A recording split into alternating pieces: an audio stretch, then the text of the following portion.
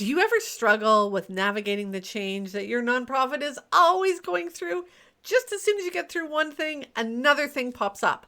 If that's what you're facing, then tune in to today's episode because I am having a conversation with David from Wow Digital, actually on his podcast, and we're popping it into this one, where I help you understand how to navigate the change that we are always going through as nonprofit leaders.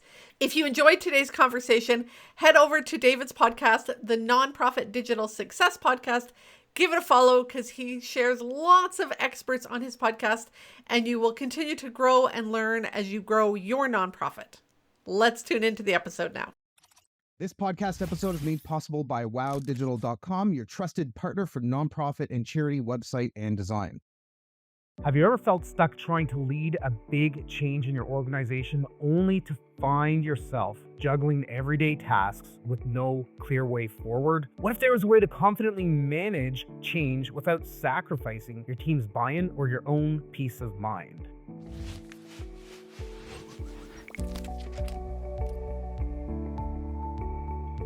Welcome to the Nonprofit Digital Success Podcast. As always, I'm your host, David, and on this episode, we're talking about confidence and resilience in leadership with Kathy Archer. Once an overwhelmed nonprofit leader herself, Kathy now empowers nonprofit leaders to lead with confidence and balance without compromising their values or personal lives. Super, super important. Kathy's the author of Mastering Confidence, and she has an upcoming book from what I hear. You want to talk about that for a sec? Sure. It's Character-Driven Leadership, a 5-step guide to shape your nonprofit management style with strong values, ethics, and morals. Amazing. 3 super fantastic topics that we all need to kind of keep in the back of our mind as well as the front of our mind, as well as with our team to empower them. Kathy, thank you so much for joining us on the episode today. Let's hop in and get going. Absolutely. Excited to be here, David. I love listening to your podcast, so excited to be on it. Amazing. Glad we have a fan, right? Yes. All right, so let's jump in. Why do nonprofit leaders struggle to lead change initiatives effectively? Well, for starters, they've never been taught how. Change management is a whole beast on its own. And you can go and take courses and get certified in change management. We don't know how to navigate change. We're just navigating the same way we've done when we've had kids or moved homes or got a new car. Like, I don't know, what am I supposed to do here? So the biggest challenge they have is they've never been given the skills to manage change. The change that's happening, sometimes big. I mean, you're talking about bringing in a whole new digital way of being or a website, it could be moving buildings. It's lots of different changes. They're big things and there's a lot of moving parts, but within that, there's also a lot of emotions. And we don't know how to navigate those emotions. Like people are grieving the loss of whatever it is that we're giving up. Before I transitioned into the work I do now, I was a leader in an organization. And as I stepped out, I moved into a tech role. We were just putting in case management software so people would have to manage their notes on case notes digitally. Well, where I live, lots of people don't even have internet, in some of the rural communities. You go out and visit a client, you don't have internet to access. We didn't have enough laptops. Like there's all of this stuff. But then there was also the fear of change, right? So I think those are 2 of the big things is lack of training and then just managing all the emotions that circle around change. Yeah, one of the organizations that I worked at, I'm not going to name any names here, but we opened up a new thing. I'm not going to mention that because that's it. Right. And there was a lot of systems that needed to be integrated and split and merged and tagging people on different things. And I said, hey, there's going to be a big surge on this new thing that we're doing right now. So why don't we actually just set up new systems for all of this and copy what we're doing here and put it here. And that way it can grow and they can grow separately because they are 2 different distinct things. And then they went down the road and they were doing all that. And lo and behold, some folks that were there for years and years, I'm talking 25 or 30 years, they were like, we don't want to change this. This is too complicated for us to maneuver in our day-to-day work that we're doing. And so what did they do? They undid all that. They went with the one system. And then about 10 years later, they went, this isn't working anymore. We need to split. And I think it's some of that forecasting that needs to be done from, the bottom up and the top down, where everybody's on the same page and they understand the rationale, the reason, the motivation to do this new thing. It can be scary. It can be scary. And I think, though, what you're talking about too, back to the training, a leader's job is to create the vision for the future. But often in nonprofits, we are head down, putting out fires and crisis all day. We never step up to do that forecasting, to do that visioning, to think strategically. We don't give ourselves or our team space. So we're like, this is the way we've always done it. Let's just keep, whacking the moles, right? The way we've always done it. If it's not broke, don't fix it. We're like, whoa, slow down and take some time to see that future, create that future, talk about that future, and bring the people along with you. But again, that's a skill that you've got to learn how to do. I see a lot of organizations, they do like annual strat planning, but why are you only doing annual strat planning? Do quarter strat planning. What is the plan to get you quarter after quarter to that goal that you have? Yes, we have to take our time out of the day to day stuff that we're stuck doing. It's worth it because it gets everybody on board and you have the clear path and everybody understands how they fit in. And so you end up a more well oiled machine that's running and doing the stuff that you want it to do.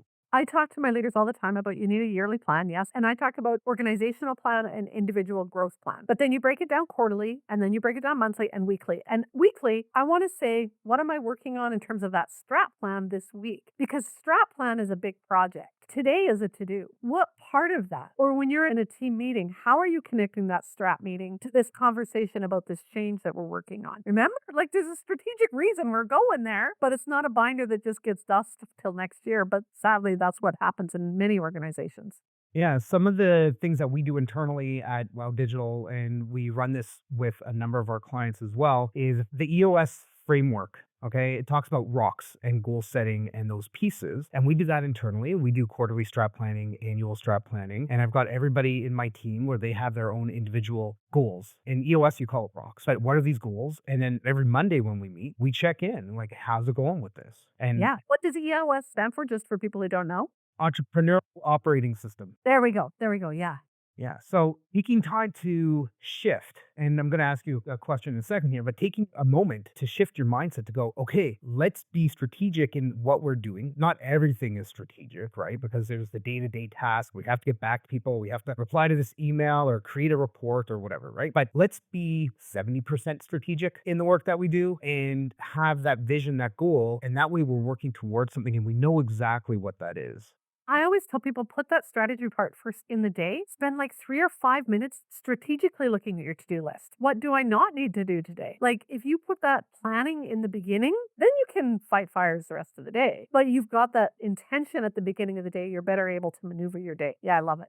Exactly. We use ClickUp for project management and account management. And in ClickUp, there's a section for goals. And you can go in, you can create goals in there, and you can put dates on them. You can set up, all right, how many of these things do I need? If you're in donation, foundation, grant area, how many donors am I reaching out to a week or a month, right? And you can set those criteria in there so you know, hey, you know what? I actually got these done. And something Yeah. kind of magical happens. When you complete something and you check it off and mark it at 100, right? You get that hit of like dopamine and it feels good and it makes you want to do more to move yourself forward and the organization forward. So I think those are important things. Yeah, very much so. Okay, so briefly, I kind of mentioned a mindset shift here, but from your perspective, Kathy, what are some mindset shifts that are necessary for nonprofit leaders to invest in big changes like adopting digital strategies or new platforms or something like that? Yeah, I think one of the big ones is a shift from that fixed to a growth mindset. This is the way we've always done it. If it's not broken, don't fix it. We just kind of get stuck in our ways. And so we have to shift to that growth mindset where we want to learn and develop and think about possibilities. That mindset helps us kind of both grow ourselves. Oh, I don't know how to take people through change. Maybe I should, take a mini course on LinkedIn Learning about how to maneuver change. Okay, then I've learned a little bit and I'm starting to take my team through things. And then that growth mindset also comes back to talking with you as the contractor. Like, doesn't make sense to me. No, because that's not my world, right?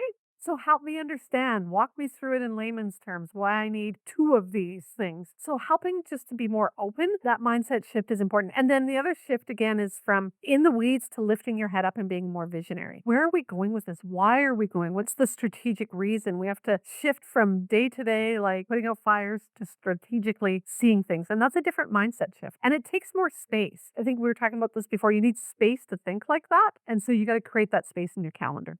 Two thoughts around what you just talked about. One is I always say you need to run your nonprofit like it was a business. And as part of that, you need a business case. Imagine that you were going to a bank and you said, I need a loan, I need $1 million. The bank is going to say, why? What do you need this for? And then you need to present your case. And if you're clear about what your case is, it makes it easier for people to understand what you're doing, why you're doing it, how you're going to do it, and then ultimately care about your cause, right? And that's where donations will start to flow. That's where grants will start to come in. That's where I was talking about bank loans, right? But that's where money is going to start to flow into the organization. So that's the first thing. The second point that I made a note of here is you can't sit in your office looking at the same screen and put your mindset in this other thing. You need to get out of your office, go into a boardroom, sit on a chair on the other side of your desk. Just you can't be in the same space because you're not going to let creativity start to flow. Sit and look out the window for a while and paper, pens, iPad, whatever, and just give yourself the space. I've always said that to my clients. You cannot think strategically sitting at your computer. Walk away from the computer. Yeah, go for a walk. I am like the kitchen table, sticky note, highlighter, like old school. That's how I think, right? And people will say that all the time. Oh, I got this idea in the shower. Well, exactly, because you let your brain settle down enough to think. So, yes, absolutely. I'm going to admit something here. It's a bit of a funny story. About 12 years ago, when I was working at the hospital, I was doing a whole bunch of coding and scripting. We were working on something and it just kept generating errors. And I was like, what is going on? And I was staring at the code. It had Yeah, to have yeah, been yeah, for yeah, yeah. 45 minutes or whatever. And I'm like, I'm done. And I got up, I went out for a walk, went to Starbucks, got a drink. I don't know if that helped or not, but came back into the office and instead of a semicolon, it was a comma. And that's what was throwing the code off. It took me about 3 minutes when I got back to my desk. And being able to get some clarity and stop doing what you're doing for even a brief amount of time will open up the neurons and the Yeah, yeah, transmitters in your brain to be able to see things a little bit differently. exactly. Yes, yes, yes, yes. What do you think, Kathy, is stopping leaders from asking for help? Imposter syndrome. So for me, I do a lot of work with women leaders. And women get into these positions from frontline, we move up without the training or support to move up. And if I ask for help, that would admit that I don't know. If I say I don't know, maybe that would tell me somebody that I'm not the right person for the job. And so there's this fear of being seen wrong. Leaders feel like this is another mindset shift that we have to make. I'm supposed to know everything. No, you're not actually supposed to know everything. You are leading. Leadership is different than doing the job. You do not have to know how to do the job. That's what you hire people for, is to do the job. You need to lead and create that vision and that strategy and do that big picture, which means you might need to say, help me understand, tell me, give me some suggestions, some advice, walk me through this. You don't need to know all the answers, but it's fear of not knowing all the answers that sometimes stops people. I love the idea that you need to hire people to do the stuff that you can't do. You also need to hire people to do the stuff you don't have the time to do. Sometimes they're correlated, sometimes they're not. Getting the expertise in, having the expert do that for you, it will cost money when you bring somebody in to do something, but think of the load that's going to come off of your shoulders by doing that. And that's why we hire people in teams to be able to do those things. Yeah, I often will take my leaders through the Gallup Strengths Finder, which identifies your strengths. And one of the things that I will tell them is delegate your weaknesses. Take your weaknesses, don't try and fix those and shore them up, delegate those. I had one agency that I worked with that hired an HR specialist to help write those policies and, people coming and going, and did some of the screening of interviews.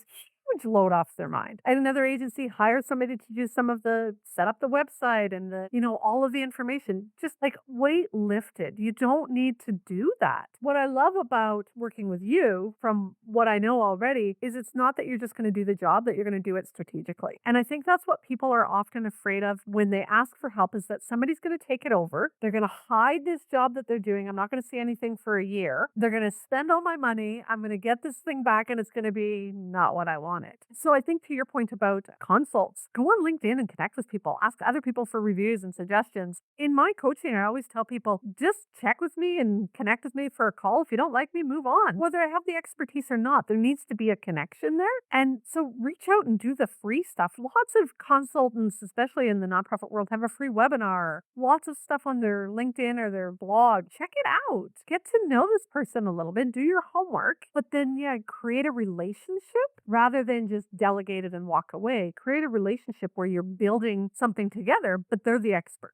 Yeah, and that triggered something else as you were talking about that, Kathy, is you're not in this alone. You may not want to talk to people at your organization. You might not want to talk to your CEO or your HR team about how you need support with this or that, but maybe you can find somebody who's in a similar role at another organization, maybe in a different province, a different state, a different country, and you can create a relationship with them and have conversation with them where, you're giving them some insight, they're giving you some insight, you're helping each other, that type of thing. And, one step maybe a little bit further than that is to actually find a mentor that you can reach out to that has been through this, that has experience, that can guide you and provide you with the insight to help you grow, because that's what's going to help you. I don't want to be the smartest person in the room. I think it's Warren Buffett that said, like, never be the smartest person in the room, right? Because you're never going to learn, you're not going to grow. There's people out there that have more experience than you. There's people out there that have less experience than you. And you can learn both ways, even if you're coaching and mentoring and helping somebody else out. Well, that goes back to what you said about why don't they ask for help? One of the biggest challenges we have is managing up. And that's what you just said. Maybe they don't want to talk to their board or their CEO about it. And that's a challenge we have. Again, we move into these positions and we're like, oh, I'm just the frontline person. You move up and you move up. But you always have this kind of, there's something up here that I can't communicate with them. And so that sometimes gets in the way. So, yeah, having a mentor or coach is a wonderful way to support that transition. So, what strategies could nonprofit leaders use to create buy in from their teams when they're going through change in the organization? Yeah, follow a change management framework is a good one. There's a really good book called Transitions, older book, Transitions by William Bridges. And one of the things he talks about that I often talk about with leaders is allow people to grieve first. To have that conversation about what are we letting go of? What are we saying goodbye to? What's changing? I did a session with an agency that was moving buildings. And, we just spent an hour talking about what's this transition? What are we, leaving? And it was things like the doorman. Like, there was a guy that was always there that, probably the janitor or something like that I always talked to. And somebody else is like, I love the drive. I got to listen to podcasts. So and so and I had windows and we had plants. Like it was just those kinds of things. But the ability to kind of go, what am I letting go of? So if you've got a system and you know a system, maybe it's writing your notes or how you track your funders. I like this system. I created this system, or I've done it for years. I'm comfortable with it. And you're asking me to let it go. Horrible example. But I will often tell people, your husband has died or your spouse has died. You're at the funeral home and your best friend says, oh my God, we're going to get you a new guy. Like he's going to be better than the last one. You're like, wait a minute. I haven't had a chance to grieve this one yet. But that's what we do in organizations. Oh, it's going to be wonderful. And we try and rip them over here and tell them how pretty and amazing and beautiful it's going to be. Let's move through it. So we do this grieving process called the new beginning, but in the middle is the messy middle. And this is where you're cleaning your closet or the kitchen cupboards or whatever, and you take everything out and the room looks like it blew up. And we've got to talk about that. This is the messy middle. It is messy, right? You're still using this system. You're learning this system. You're trying to figure it out. It's messy. And just acknowledging that, I was watching a webinar yesterday. I'm a Toastmaster, and Toastmasters International has just changed their platform. They use Basecamp, and it's difficult. And so they've got this new setup that to me still looks difficult. They're going to have to convince me to get to the new stage. But at one point, the thing's going around and around on the screen, and they just said, we realize that it's taking a long time to load. We're hoping that's going to change. But the messy middle is as things are changing, sometimes it takes a long time for whatever to load. Go switch the laundry if you work at home. I don't know, but just recognizing it's the messy middle is helpful. Yeah, there's a point whenever there's change where people are concerned the grass isn't always greener. On the other side, there might be a lot of unknowns because it's a new technology or a new way of doing things or new forms that you have to fill out or a new audience that you're trying to connect with. And there's uncertainty and there's worry and there's panic and there's all the stuff that employees are likely really struggling to keep together without letting you know they're worried, they're concerned. And, I think that's where the human connection comes in. And I think it's important as leaders that we meet with our team and we have conversations with our team and let them know, hey, this is why we're doing this, so that they understand and you understand from their perspective what's going on. And I know sometimes we can make bigger decisions as a group. Quite often, we need to make bigger decisions and then, kind of force it on the folks that are around. And I don't know anybody that really enjoys that. And, being honest with your team, I think goes a long way too. Hey, we need to do this. There's been a lot of layoffs over the last couple of years in the tech sector. Why are we shifting? Why are we letting go of this division? Well, we're doing this because of this, this, this, and this. And, appease them, make them not worry, make them understand what's going on. And hard conversations are always hard.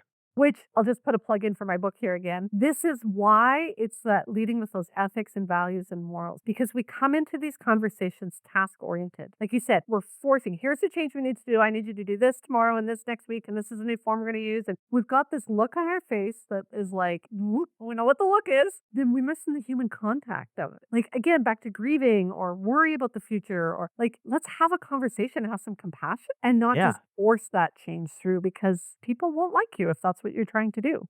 Usually what happens in my experience is the leaders have been thinking and contemplating about this for months, if not Yeah. years. Yes, And yes, yes. the people underneath They gotta have catch no up. clue about any of that because it's all happened at board meetings. It's all happened behind, the C-suite, right? And it's new. They haven't had time to digest. So I love your point about giving people space and time. And if you could be like, hey, we're going to be making some changes. We're going to be moving offices. We bought this new building down the street. I want to let you know now we're going to be moving in 3 months. Right. That's enough time, right? Not, hey, by the way, Monday, pack up your stuff. We're moving, right? Like, Exactly.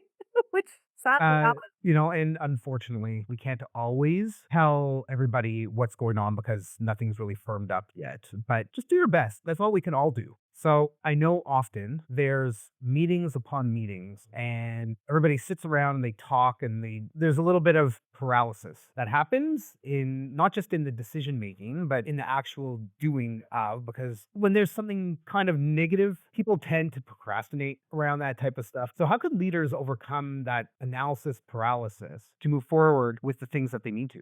First thing is they need to get clear on what's the decision they're making. I think sometimes we're not clear on the actual decision. When you take a moment to write the decision down and go this way or this way, it just helps the brain. Sometimes we're just mulling it over and it's like just kind of taking up space and it shows up as an agenda item as discussion. What are we discussing? So clearly identifying what's the decision we're making and what are the options. Then thinking about who needs to be involved in this decision, how much time do we want to give this decision, and a date of when we're going to decide. And if we can kind of lay that out, then it becomes easier to make the decision. There's a ripple down effect, and we don't often think about that when we're making those decisions. So having a decision making framework is powerful. I love the idea of that. There are definitely best practices that people can put into place, like change management and those type of things. But what are some best practices that people can leverage to avoid some common mistakes when they're managing through change? Create a plan, review your plan often, and revise your plan often. Strategic plan is not something that you do once a year and you forget about it. Create a plan for your change. And it's not just a few things on a piece of paper. We were talking about Slack earlier, ClickUp. It's some place that there's moving parts. I love the sticky notes behind you. When I was writing my book, right, it was the cue cards stuck to the wall everywhere. You have to have a visual that people can see and, here's this going on and this is happening over here. It's a big thing. So create a plan and create space regularly to review that plan, right? And yeah, don't be afraid to change it. Like, don't be hardwired to this is what we said we were going to do. And then circling back to what we've been talking about all along, ask for help. The best practice is don't do it on your own. Ask for help in whatever way that is, depending on what the changes that you're working through, but get support to navigate that change. Love it. Kathy, amazing insights around leadership, managing change. I hope our listeners have been able to pick up some great tidbits and advice. I know I've got a couple that I'm going to be running through with my team, Awesome. as well as our client as we meet with them. So I'm going to put you on the spot here. Yeah. I like doing this. So, what is a challenge that you would like to issue to everybody that's listening to this podcast to do within maybe 2 or 3 days of listening to the episode? Create 15-minute blocks on your calendar every day for thinking time. Like Love literally it. go into your calendar, schedule thinking time, 15-minute blocks every day. I'm just going to upgrade that Yeah, for a moment. one up I, it. I have, I don't know, 19 different calendars. One of them is a focus block calendar. And what I've done is every day, so every day of the week, I've got a focus time. And I know, like, all right, I'm not meeting with a client. I'm not meeting with anybody in my team at that point. And I put in a 30-minute block. And then I have that recur every week on that day. So don't do one that's Monday to Friday, always from 2 to 2:30. Yeah. Bad idea. Do a separate one for Monday that always recurs on Monday, Tuesday that recurs Yes, on Tuesday, yes, yes, Wednesday, yes, yes, Thursday, yeah. Friday, because you're going to have something that comes up. You're going to have, I don't know, senior leadership meeting that comes up for the next 3 months. That's going to be exactly when that is. is, and when you go to try to shift it, Yeah, it's yeah, going yeah. to cause chaos in your calendar. So a Yes. separate one for each day. So Yeah. there you go. That's my little upgrade for you And there. I will upgrade it one more is tell your team that it is thinking time, but tell your team in the next staff meeting, when I was using my thinking time yesterday, create value for thinking time in your organization. Amazing. So Kathy, if anybody wants to get in touch with you, what do they need to do? Any of the socials, you can find me on Kathy D. Archer. Instagram is my favorite place to hang out and make sure you say hi. My website is kathyarcher.com. Easy enough to find, Kathy with a K. Those are the easiest places to get a hold of me. Awesome. You've got an offer. We were talking about it just before we hit record here. So tell Yeah. everybody what you've got.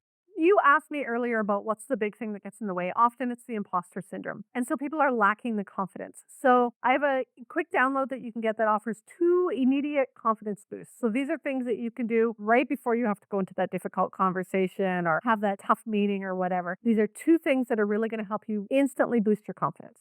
Awesome. 2 things. How long is it going to take anybody to read that and actually implement? It's probably really quick. 2 minutes. So 2 minute less. Yeah. I don't know if you have this one on your list, but the Superman pose, standing like this for like 10 seconds, right? Yeah. Every day, Yes. do it by yourself in the bathroom with the door closed, Yeah, like yeah. whatever. Yeah. right? Yeah. 100%. Absolutely. It's about a mindset shift, and thinking in that way is going to have impact across your life, personal and professional. So Again, it's that mindset shift. I don't need to know all the answers. thank you again so much for joining us on the episode. It's been great having you on the Nonprofit Digital Success Podcast. To everybody listening, if you want access to any of the links, the books, the this, the that we've been talking about today, just head over to our podcast show notes page. Just go to nonprofitdigitalsuccess.com. Click on this episode for all the details. And until next time, keep on being successful.